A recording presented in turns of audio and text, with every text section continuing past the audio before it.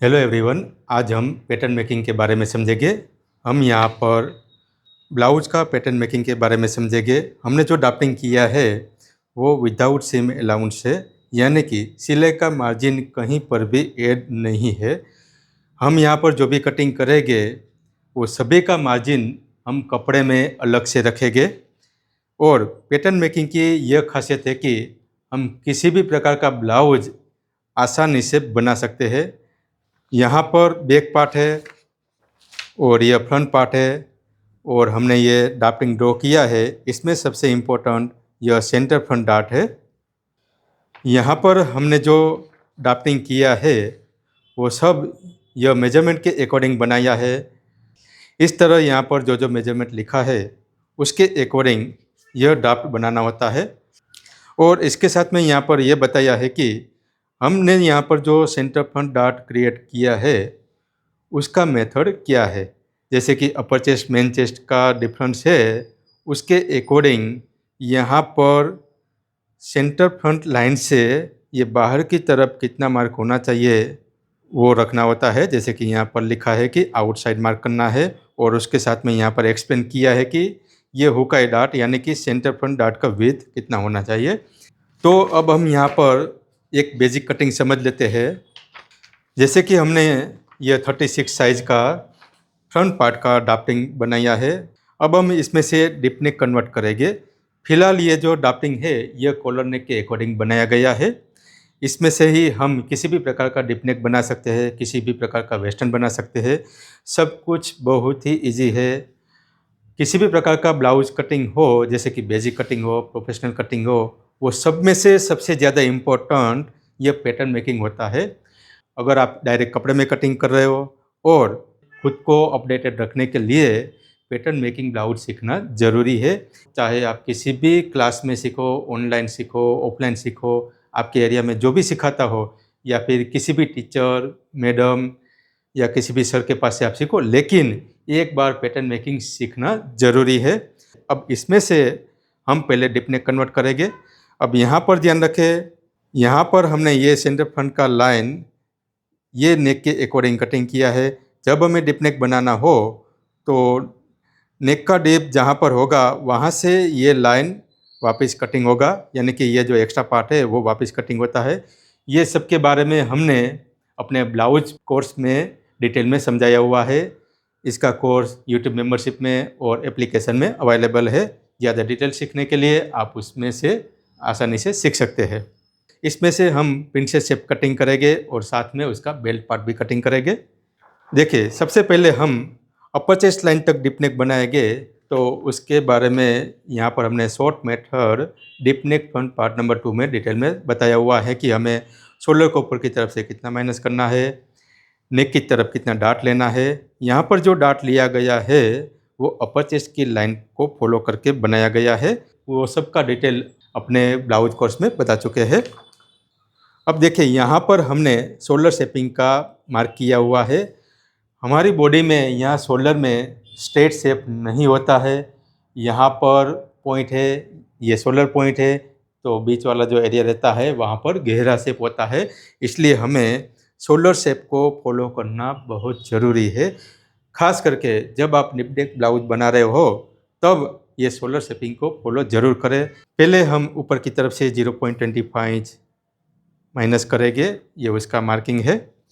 और उसके बाद अपर चेस्ट लाइन तक हम डिप नेक बनाएंगे। तो देखिए, यहाँ से हम हाफ इंच ऊपर की तरफ डिप नेक बनाएंगे और शोल्डर को हम 2.5 इंच रेडी रखेंगे। तो यहाँ पर इस तरह स्ट्रेट मार्क करें और उसके बाद जैसे ड्राफ्टिंग में बताया है कि अपर चेस्ट लाइन पर हमें 0.25 इंच डार्ट विड्थ अप्लाई करना है।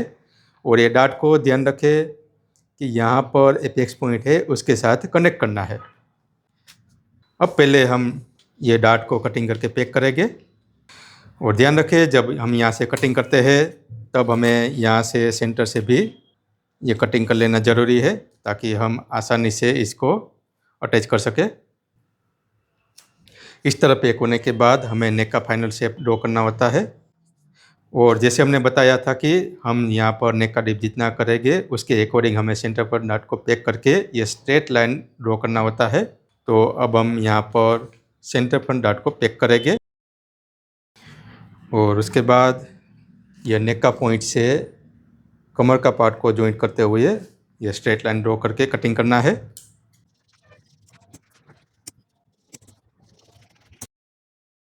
अब ध्यान रहे यहाँ पर फिलहाल जितना माप ज़्यादा एक्स्ट्रा था वो अब कट हो चुका है।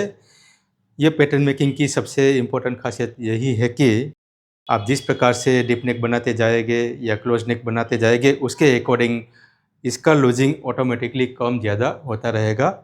हमने एक बार बेसिक बैक पार्ट और फ्रंट पार्ट बना लिया हो उसके बाद हमें इसका लूजिंग के बारे में सोचने की आवश्यकता नहीं रहती है। अब हम प्रिंसेस शेप ड्रॉ करते हैं। प्रिंसेस शेप को हमेशा एक क्रॉस लाइन से बनाए या फिर उससे आधा इंच नीचे से बना सकते हैं, लेकिन उससे ऊपर की तरफ से नहीं बनाना है। हम जो भी प्रिंसेस शेप बनाते हैं वो वेयर करने के बाद यहाँ पर विजिबल होना चाहिए। अगर आपने प्रिंसेस शेप को नीचे की तरफ से बना लिया और वेयर करने के बाद वो विजिबल नहीं होता है, यानी कि उसका शेप आर्मर में अंदर की तरफ जा रहा है और विजिबल नहीं हो रहा है, तो उसका फिनिशिंग अच्छा नहीं दिखेगा। फिटिंग चाहे अच्छा हो लेकिन हमें फिटिंग के साथ साथ फिनिशिंग भी अच्छा दिखना ज़रूरी रहता है। अब एपेक्स पॉइंट से ऊपर की तरफ स्ट्रेट मार्क करें। अब एक क्रॉस लाइन के साथ कनेक्ट करें और यहाँ पर गोलाई शेप क्रिएट करें। अब हमें प्रिंसेस विथ बेल्ट बनाना है, तो देखिए यहाँ पर अंडर बस्ट लेंथ तक ये स्ट्रेट मार्क है, उसको ज्वाइंट करना है और यहाँ पर एक कर्व शेप बनाना है। अब पहले हमें इतना पार्ट को कटिंग कर लेना है और ये पार्ट को यहाँ पर ज्वाइंट कर देना है। देखिए आप इस तरह से पार्ट को ज्वाइंट करेंगे तो आपको ये समझना आसान हो जाएगा कि आपको बेल्ट का शेप कैसे बनाना है। अगर आप डायरेक्टली इसको फोल्ड करके बनाएंगे तो आपको पता ही नहीं चलेगा कि आपको स्केल को कहाँ रखना है, कैसे रखना है, और उसके बाद उसमें से पॉइंट शेप बनेगा या फिर गोलाई शेप बनेगा, वो आपके लिए बेहद मुश्किल हो जाएगा। और यहाँ पर हम जो तरीका बता रहे हैं ये बहुत ही आसान है, आप इजीली इसको कोई भी शेप में क्रिएट कर सकते हैं। अब देखिए यहाँ पर इस तरह से हम गोलाई शेप बना रहे हैं।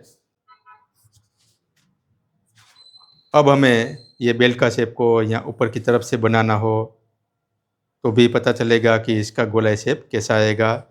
इस तरह से आप अपने हिसाब से जैसा भी बेल्ट का शेप बनाना हो वैसे क्रिएट कर सकते हैं।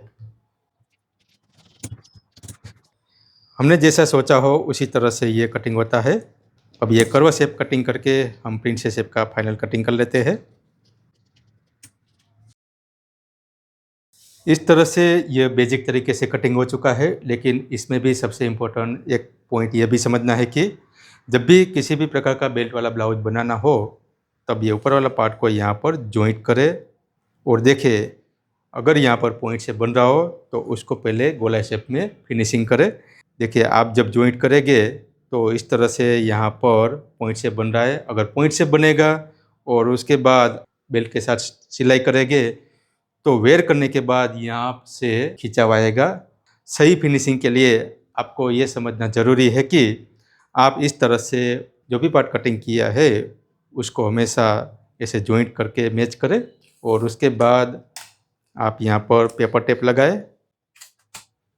देखिए इस तरह पेपर टेप लगाने के बाद अब पहले वाली जो लाइन है वो यहाँ पर ड्रॉ कर लेते हैं। अब देखिए यहाँ पर जो पॉइंट शेप है उसको सही करना है, तो देखिए अब ये गोलाई शेप सही बना है। देखिए यहाँ पर 0.25 या 1 पॉइंट या 0.25 एंड 1 पॉइंट इतना अंतर हो और आपने इसको फॉलो नहीं किया है, यानी कि इस तरह से गोलाई शेप नहीं बनाया है, तो आपने सिलाई करके इसको जॉइंट कर लिया हो और उसके बाद कस्टमर जब इसको वेयर करेंगे तो बेल्ट का पार्ट यहाँ से टाइट हो जाएगा और ये जो पार्ट है वो यहाँ सेंटर से ऐसे उठा हुआ रहेगा। तो इस तरह का प्रॉब्लम ना है, इसलिए हमेशा कोई भी पार्ट को इस तरह से जॉइंट करना ज़रूरी है, इसका गोलाई शेप मैनेज करना ज़रूरी है। अब इसका फाइनल कटिंग कर लेते हैं। आप चाहे सब्यसाची बेल्ट बना रहे हो, चाहे मधुबाला स्टाइल बना रहे हो, किसी भी प्रकार का बेल्ट वाला ब्लाउज बना रहे हो, तब आपको ये पॉइंट को ज़रूर फॉलो करना है, ये सबसे इम्पोर्टेंट है। अब देखिए यहाँ दोनों तरफ एक पॉइंट से थोड़ा ज़्यादा उस तरह से ये पार्ट बढ़ चुका है, लेकिन जब ये पार्ट जॉइंट होगा तब यहाँ पर सही तरह से गोलाई बनेगा। अब यहाँ एपेक्स पॉइंट पर नॉच मार्क कर लेना है। इस तरह से ये पेपर में फाइनल कटिंग हो चुका है। कपड़े पर हमें हर जगह ज़रूरत अनुसार मार्जिन रखकर कटिंग कर लेना होता है। उसके बारे में हम अलग से लेक्चर में समझेंगे। आपको भी इसी तरह से अलग अलग प्रकार का डिजाइनर ब्लाउज कटिंग स्टिचिंग सीखना हो तो आप हमारे ऑफलाइन क्लास को ज्वाइन कर सकते हैं। तो मिलते हैं हम नेक्स्ट लेक्चर में नए टॉपिक के साथ। आज का आपका दिन शुभ रहे। नमस्कार।